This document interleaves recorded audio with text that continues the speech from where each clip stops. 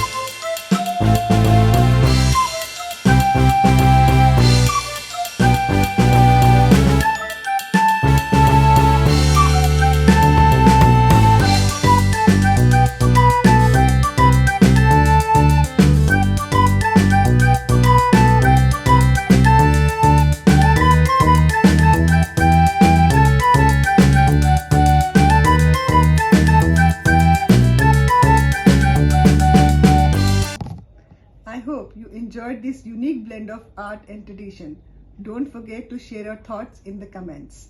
And if you like the video, please do subscribe for more mandala art tutorials and creative explorations. Thank you for watching. Take care. See you in my next video. Bye-bye.